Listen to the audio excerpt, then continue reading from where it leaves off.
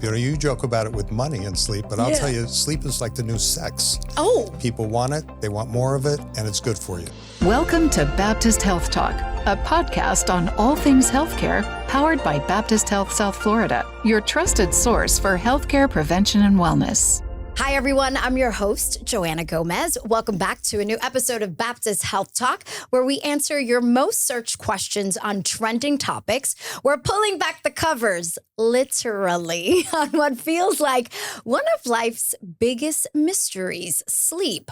From how much you really need it, why it feels so good, and whether naps can save your sanity. We're diving into the science, the myths, and the secrets to finally getting the rest you need. Sunday nap champions to parents living on caffeine. This one is for you. To help us stop snoozing on the facts about sleep, we're joined by Dr. Timothy Grant, Medical Co-Director at Baptist Health Sleep Care. It's great to have you here, and hopefully I won't put you to sleep with this conversation, because I told you this earlier, and I'm really being honest about it. I feel like sleep is like money. You can never get enough of it, and you always want more, and we could agree on that. And there was a point where all we heard was, team no sleep. You don't need to sleep. Beyonce doesn't sleep as long. She has the same amount of time, but it still doesn't stick. What is it about sleep and the shift that there has been now that I see on the importance of sleep? Well, Joanne, it's very nice to be with you. And it is important to talk about sleep. You know, you joke about it with money and sleep, but I'll tell you, sleep is like the new sex. Oh. People want it, they want more of it, and it's good for you. You have my attention. That's another thing that we need more of too. And we just don't have the time. But people are actually talking about it and the importance from your skin, right? Makes you look good, to makes you feel good, to how to act, the numbers of hours. So is there a term called sleep maxing, where you can get maybe too much sleep? Is that possible? Well, it is possible. It turns out that when we do studies of people and see if something's interrupting their sleep or how sleepy they are during the daytime, most adults need 7.5 to 8 hours of sleep. Okay. But that isn't right for everybody, but that's for most people. And what we say is the actual amount is you can go to sleep reasonably well through the night, wake up spontaneously without an alarm, and function reasonably well during the daytime. That's the magic number. But often when you talk to people, they say, oh, I don't need much sleep. I do well on 5 or 6 hours of sleep. Those are the people that are always dozing off when you're with them at a party, and they look like they're sleepy, and they really don't look refreshed. So there's actually a very, very small percentage of the population that can get along with very little sleep, under 5 hours. But then also there's a thing called sleep inertia, where you wake up from sleep and you've actually been sleeping too long, and then you can feel sleepy, and then it can inhibit your ability to go to sleep that night. So you're right. It's all very implicated to each individual patient and what's best for them. So that's what I was going to ask you next, like the biology of your body, because I will call my best friend out and say, she's like, I went to sleep at 7:30 when I put my daughter down, and I woke up at 3 a.m. and that's all the sleep I need. That's not enough. But does your biology and your makeup have a lot to do with it? I'm a naturally energetic person, but I still need a lot of sleep. And sometimes I need more than 7 hours. Well, there are a lot of myths about sleep. One of the myths is that as you get older, you don't need as much sleep, but you really do. Lies. I'm getting older and I need more sleep, but you doctor. Do. You just become less efficient at it. So you're not as good a sleeper as you are when you're a little kid, but you become less efficient. But you really do need your sleep because sleep's so important. But again, it's different from everybody. But what you were talking about too, there are what we call night owls, and there are called larks, you know, and there's people that prefer to go to sleep late and wake up late, and there are people that prefer to get up early, and that turns out to be genetic, but it's actually best to keep a regular schedule. And so if you keep a reasonably regular schedule, that's what's important. And what we see in teenagers and young adults, especially college students, is you'll see, oh, I go to sleep earlier during the week because I got to get up for my classes during the week, and then I'll stay up until 2 or 3 in the morning on the weekends. But that turns out to not be good. And we have a name for that. It's a silly name. We call it social jet lag. And it's because like you're going to another country and adapting to that time zone, but you're really adapting to a different time zone. at different times. And that turns out not to be good for your body. It affects your immune system and all kinds of things that's not good. And we all do it and we shouldn't. We do. You're right. We shouldn't do it, but we all do it. How about, can you catch up on your sleep? I've heard that and I'm always like, no, that's a very good question. You lose it. So it turns out that there's a bank, and you think, there's a bank of how much sleep you need. And if you don't get enough during the week, you can make up on it when you sleep longer and longer, but you really don't. You can do better, but you never really fully recover from it. So it's good to try to recover from it. But again, it's better to keep a more regular schedule. And you can't think that, it'll be okay. I'll make up for it and I'll be okay, because you can't make up for it completely. Okay, so I just want to circle back to the magic number and the hours needed, because it obviously changes with your biology. It changes with your age. Kids, a big thing. I think every parent guilty of it as charged right now. I'm telling you, I fight with my kids right now. It's time to go to bed, bedtime. And there's some parents that are just like, whatever. If you sleep, you sleep. What is the right way? And do kids need a different amount of hours of sleep than what we do? Absolutely. So if you think about it, if you've been a parent or even if you know little kids, I know it well because I've got 6 kids and 10 grandkids. You have 6 kids? 6 kids and 10. And you look that good and you talk about sleep. That's great. So it turns out, if you think about it, and you know this from your own, when you're a baby, babies sleep about 18 hours a day. They do. And they need it. But just not at the time that they're supposed to. Right. They have fragments to say, but it's important. And when you think about it, why are they sleeping so long? They're sleeping so long because sleep is important. It's important to brain growth. It's important to body growth. It's important to well-being. And then as we get a little bit older, you need less sleep. But then as you're a young teenager and an adolescent, you actually still need about 10 to 12 hours, and they don't get it. They don't. And these teenagers, I have one of those at home. They don't get it at all. And one of the worries is what we call screen addiction. And that's a big, big deal now in society. So one of the problems, I'm the problem. One of the problems is, if you think about it, kids can be in their room with their computers, with their cell phone, with their iPads, and they're quiet. Parents don't know that they're doing anything because it's a quiet screen.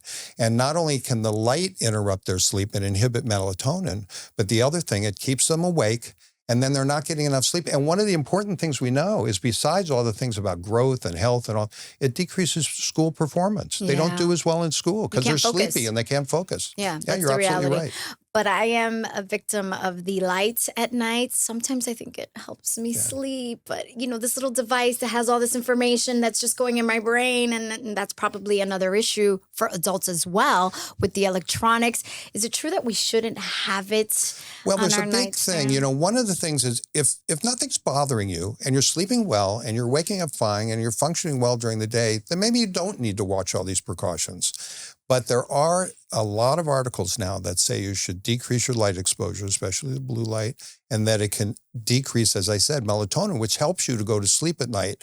I'll tell you a funny story. So when I was an intern, I had a patient who had a heart attack. And I go into his room and he's screaming at the TV. I wonder why you got a heart attack. This was way back.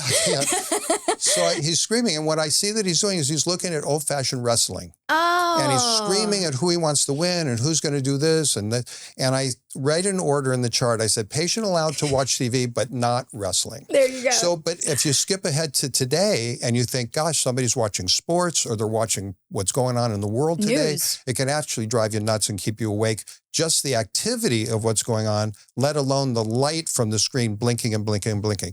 Another thing that people do is what they don't realize is they'll say, no, I need my TV to go to sleep at night. Yes, that's my husband. But one of the problems is they don't put it on a timer, so that if it stays up, just the light without even any sound blinking can signal your brain that it's wake time. You got to wake up and you shouldn't be asleep. But does it even mean that you're getting like a real full sleep? Well, if you need it to go to sleep, you can set it on timer for 30 minutes and then it should go off and then the screen is black. But if you keep it on all night long, then it's going to inhibit you being able to go into the deep sleep. Right, which is not good. It's just not good for you at all. We can continue talking about the television and the phone. It's just crazy to me that the TV could be on, but the phone shouldn't. I guess it's because of the distance, right? No. But the phone has a light too. So right, so that's what I'm saying. There's no difference of a television and a phone. I'm involved in medical research a lot. And I had a medical research patient who the sleep was being fragmented. And in medical research, we're supposed to take everything away from the patient when they're sleeping and we're watching them. They're not supposed to have their phone. But this patient had snuck in a different phone. And what I was able to do is look at their sleep patterns, because we see brainwave activity when we're watching people. Mm-hmm. I was able to see exactly what time she had looked at her phone and what time she had opened it. And those were exactly the times that had interrupted her deep sleep into a lighter sleep. Okay. And so even the telephone, just the light from the telephone could be a problem. And let's talk about sleep patterns a little bit. So you and I can fall asleep at the exact same time, but when you go into that REM sleep is different from my time. Is there a specific time? How does that work? So people don't know how you actually go to sleep, but the way that you go to sleep is you go into very light sleep, and then you go into deeper sleep, and then you go into REM sleep. And it usually takes about 90 minutes to go into REM sleep. Rapid eye movement sleep is when you dream. Right. And rapid eye movement sleep does a lot of things for you. You reprocess information. The deep sleep helps you with hormones, such as thyroid and growth hormone. And so as you go into deeper and deeper sleep, it cycles about 90 minutes. And then you go through those cycles. Again, you pop up to light, you go down into deep and REM. And that happens about 4 to 5 times a night. It's not always the same. Okay. And then the longer you're asleep, the more REM that you have, the deeper sleep that you have. So some people think that, like you were talking before or waking up earlier, some people think, oh, well, that's not important sleep. Well, it really is that those last several hours of sleep, if you get up and say, Nia, I got to go to the bathroom. I've had enough sleep. I don't want to go back to sleep. Those last several hours can very, very be important sleep. And what people do too, what you were saying, is they'll have a snooze alarm. Oh, I'm a snoozer. I'm the worst. I snooze about 10 times. And what's happening is it would be better for you to sleep that extra half an hour than keep pressing the snooze, because every time you press the snooze, it pops you into lighter sleep, and you never have the chance to go back into the deep, refreshing sleep. I know, but it's just a really bad habit that I just can't get. It's just like hitting that alarm clock every morning. It's hard. No, you're right. It's hard. All these habits are hard. That's what we call sleep hygiene or sleep health. And it's very hard to break those habits sometimes, but it can be very helpful. But I will tell you a habit that I do not have, and I am sometimes very proud of it, and my husband's like, it's awful. You need power naps. I can't do it, though. Are power naps really effective? Power naps are very, very helpful for some people. Coming from a man. So for me, they are. They are. But some people never take a nap. My dad, my elderly father just passed away recently, and he said to me that he had learned to take naps later in life. And he said, and he was a very prominent international lawyer. And he said, if I had only learned how to take naps when I was younger, just think what I could have been. More effective. Well, it turns out that I've been taking power naps ever since I was in medical school. And I learned very quickly that if I took a power nap, it would be helpful. I just had to make sure they didn't wheel me on a gurney and to have operation when I didn't need it. But I learned that a power nap could be good. And it is good if you don't take too long of a nap, because then what I said, it can keep you from going to sleep at night. A new funny thing that we've found in research recently is caffeine. You know, people have caffeine, a cup of coffee. Oh, I need my caffeine. It's going to wake me up. The way the caffeine works, it inhibits a hormone called adenosine.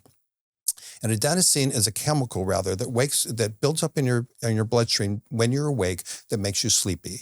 And caffeine or coffee inhibits adenosine, so it keeps you awake. Okay. Well, it turns out that people don't realize this, it takes about 20, 30 minutes for actual caffeine to really kick in at its best. But so what if you've had a lot of it and your body already knows how to react to it? If you have too much, then it doesn't work. But one of the secrets about napping, when you were talking about a power nap, one of the secrets now that's been touted is you drink your coffee and then take a quick nap, because then when you wake up, you're not going to have the sleep inertia. You're not going to have the drowsiness, and the caffeine's going to kick in. So that's one of the secrets of taking a nap less than 20 minutes. So for some people, a power nap can be extremely beneficial, as long as you're not sleeping too long to keep you from going to sleep at night. Okay, so the sweet spot for those power naps are 20 minutes, 20 minutes or less. Okay, so now I'm going to ask you a very hard-hitting question. How do you fall asleep for a power nap? I just can't do it. Well, then, I'm going, and I'm like, okay, I have to somehow. Some people can't. You know, it turns out that some people are wired in a different way. Correct. That's me. That's right. And it's just the way that you are. Okay. And there's some people that are wired in a way, and it has nothing to do with anxiety or depression or medication. They're just wired in a way that keeps them more vigilant during the day than other people. And it's very hard for you to take a nap. So that's not the worst thing in the world. And if you're functioning okay, then that's all right. Okay. But for some people who say, hey, I'm getting that slump. I mean, you hear about siestas. Why are siestas so prominent all around the world? It's because naturally your circadian rhythm makes you sleepy at that time in the afternoon. Like 3 o'clock, that's when you need that cup of coffee like 1 or to 3 a nap. o'clock. Exactly. That's why they come around the office and they're giving you espresso. Yeah, that's right.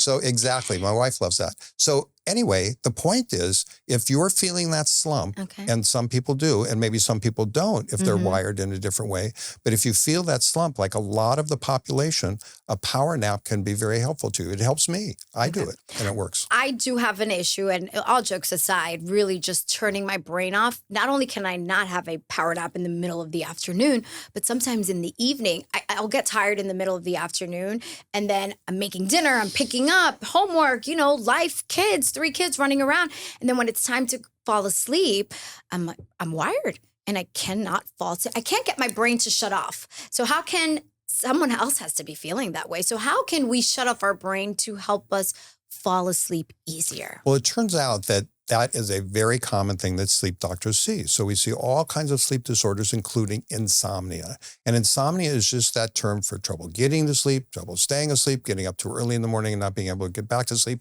But getting to sleep, there's a phenomenon that we call thought rumination. Okay. And that's exactly what you're saying. And the patient says, hey, doc, I can't turn off my brain. I can't turn off my thoughts. Well, it turns out that people would think, oh, I'll just take a medicine and that's the best thing for me. Yeah.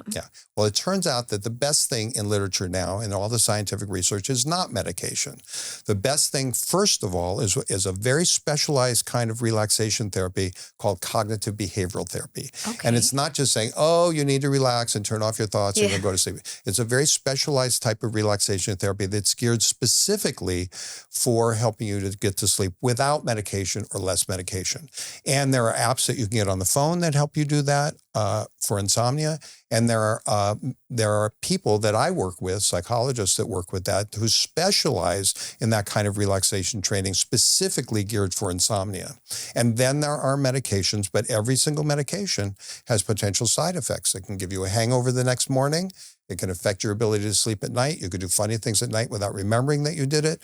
So if we give medicines, we always like to give the least amount or none, or be able to eventually wean people off of medications. Okay, so a lot of people are taking magnesium. I personally started because of my thoughts and I couldn't fall back to sleep. I was feeling sleep hangover, which I Googled it. So I just want to make sure that for everyone else that's out there trying to Google the same thing, that we hear from you specifically. If this is true, I do feel a little groggy the day after I take it, and I just don't have the same pep in my step and energy. Well, magnesium turns out to be very helpful for a lot of people. It can help some people with insomnia. It can help some people with restless leg or leg cramps and help them with those sorts of things. But every single medication or even over-the-counter medication— How about melatonin? Well, but every single medication has potential side effects, including a hangover. Now, melatonin is also very beneficial for some patients. In some patients, though, it can give them a hangover as well. But in other patients who don't want to take a prescription medicine, melatonin can be helpful. What people don't realize about melatonin is it works in a different way than usual sleep medicines. Usual sleep medicines, you say, oh, I want to take it right when I go to sleep, and it's going to help me blast off into sleep. Melatonin works differently. It works by your circadian rhythm. So your circadian rhythm, when you go to sleep at night and the sun goes down, it triggers your own melatonin to kick in. And that helps you to go to sleep. But if you're going to take melatonin to help your circadian rhythm and help you go to sleep, you should take it an hour or two before you go to sleep, not right when you want to go to sleep. And that helps shift your clock a little bit so you go to sleep earlier, especially we were talking about kids who go to sleep too late. But it also helps you get into sleep without having necessarily to take a prescription medication. But again, every medication can have potential side effects, and you have to talk to your doctor or your primary care physician or sleep specialist of what dose would be the best for you and what medication would be the best. How about the white noise? We hear a lot of get an alarm clock with white noise to help you fall asleep and wake you up. And maybe you're like, I'm Sleeping Beauty or something. Well, it turns out, like you were saying about the screen. So what are some things that you can do that aren't a screen, aren't watching TV, aren't listening to the radio, aren't doing that? What are things that could help you? Well, one of the things, obviously, white noise can help some people, or nature noise. They talk about the ocean, or they talk about light rain, and that helps you. And that helps some people. There's a very simple thing that you can get it on the phone called Calm, C-A-L-M. Yes. And it has these gentle rain things, and it's on your phone as an app, and it just helps some people to kind of get to sleep without having to do much else. But also, if you want to read, it's better to read not on a screen, but to have a paper read, and not to read something that's upsetting or exciting, to read something that's calming. And if you're going to listen to music, calm music, again with a timer, the best thing is quiet music or classical music, something that's calming, not to listen to acid rock or metal, heavy metal, in the middle of the night. Don't watch a crime show that's also. Right. That's exactly right. So something that's going to stimulate you. And that's what a lot of people do when they say, oh, no, I just started this show. I want to keep watching the show. Well, you know what? Record it. Yeah. Watch it during the day. Record it and watch it at another time. What advice do you have? Because I know a lot of times I've Googled this myself, jet lag. You're traveling and you're worried about your sleep. That's me all the time because I do need sleep. So is it true that we can change your patterns of sleep if you're going to another country, time zone? What's your advice on that? Yeah, you can. So it turns out traveling west is best. So coming back, like say you're going to go to Europe and you're going to come backwards. And so the reason that that's a little bit better is it's easier to adapt when you're going to go. So if you think about it, if you were traveling from here in Miami to California, they're in an earlier time zone in California. So if you went there, you're actually going to go to sleep later. That's easier than trying to adapt to go to sleep earlier. Like what you said, it's hard for me to go to sleep. Well, just imagine if you were supposed to go to sleep 2 or 3 hours earlier. Well, that's the same thing that happens with jet lag if you're going to travel, for instance, to Europe. So there are a lot of different things that you can do. First of all, again, there are apps that you can do on your phone that are very complicated. The simplest thing that you can do is, number one, a couple of days or 5 days or more before you actually are going to take the trip, try to adapt to that a little bit more. So for instance, you would go to sleep an hour or two earlier, an hour or two later. The next thing is melatonin. Melatonin turns out to be very good for your circadian rhythm and jet lag. And that's been shown for years and years that melatonin can be helpful to take, again, a couple of hours before you're going to go to sleep, several days before you're going to go, while you're there on your trip, and then when you come back as well. And that helps you to adapt. The other thing is when you're adapting to different time zones is sunlight. So you think sunlight is very stimulating. So if you think about it, if you're going to somewhere and you want to stay awake, you want sunlight, you want bright light because that keeps you awake. It inhibits melatonin, so it keeps you awake. If you're going to want to go to sleep at a particular time, you should avoid that sunshine later in the day and wear sunglasses. Oh. So those are all different things, along with diet. Tips. Obviously, if you're taking a plane trip, you don't want to stay awake the whole time. You want to try to gear it so that you can go to sleep on the plane as much as you can and adapt to the time zone when you get there. So there are a lot of things that you can do. And exercise. I'm assuming that all of this affects your sleep, even if you're not traveling, right?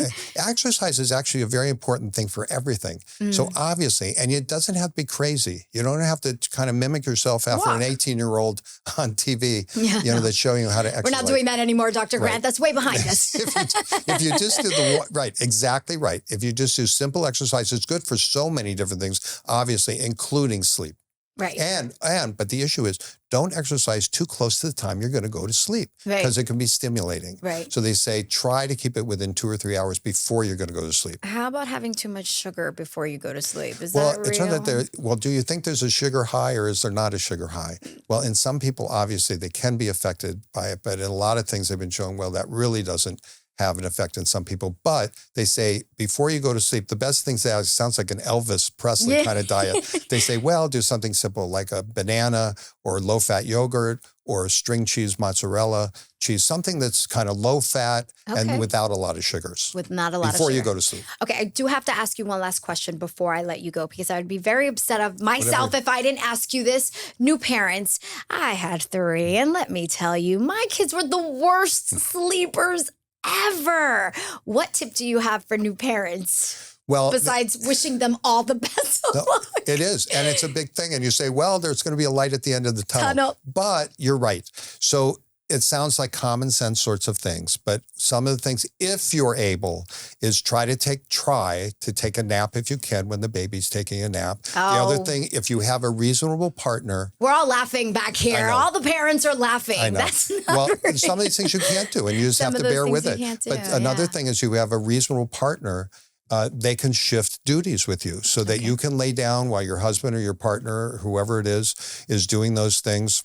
when you can't or when you'd like to try to get some sleep. And even if you're breastfeeding, for instance, that you could do pumping before you go to sleep at night so that your partner or husband could be able to do the feeding in the middle of the night. So a lot of these things you say, oh, they're not realistic. And a lot of these things may not be for a lot of people. Okay. And you just have to bear with it. And thank goodness it's easier to be younger when you're having children than you're older when you're having children. Say that again. But those are the best things to do. And obviously you don't want to take a medication to make you go to sleep. If you've got, you want to be alert if your child wakes up. Yeah. But those are the things that you can do. And then as the child gets older, there are different things that you can do, again, with the aid of somebody helping you with these behavioral mechanisms to help the child get to sleep when they're eventually not going to sleep the way that they should. What if someone has gone through something traumatic in their life? I mean, we've all have gone through something where it has kind of just stopped you in your tracks and sleep has been affected because of it. Do you have any advice for someone that's Absolutely. going through so it turns out that there are different kinds of issues with sleep. So some people will come to me as a sleep specialist and say, listen, doc, I've had this ever since I was 10 years old. And other people will say, well, I had it when I had this medical issue that happened, or I had it when I went through menopause. But some people will say, oh, I had a very traumatic event. Mm-hmm. I either had a death in the family or I had some terrible thing happen. And God forbid, you know what? And I haven't been able to sleep for that since that happened, but it's not that long. It turns out that those are the things that are easier for us to break that cycle. And the way to break that cycle is, number one, encourage the patient to say, hey, you know what? You used to be a good sleeper, so you can be a good sleeper again. Mm-hmm. This is just a bump in the road, and we have to figure out how to break that cycle. And the way to break the cycle is all the things we talked about before, of trying to gently get the patient back into good habits, to try to do what we call good sleep hygiene, which is good sleep health and all the things we talk about, habits and timing of sleep.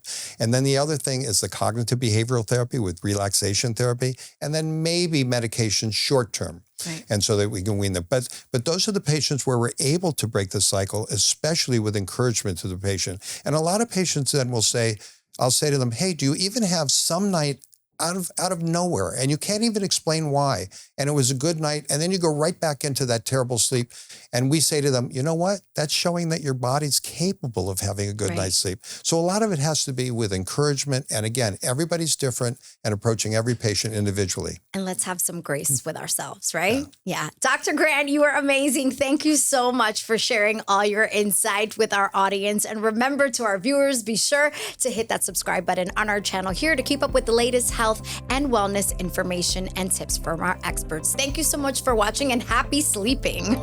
Find additional valuable health and wellness information on our resource blog at baptisthealth.net/news. And be sure to interact with us on our social media channels for live and upcoming events. Baptist Health Talk is brought to you by Baptist Health, the warmer side of care.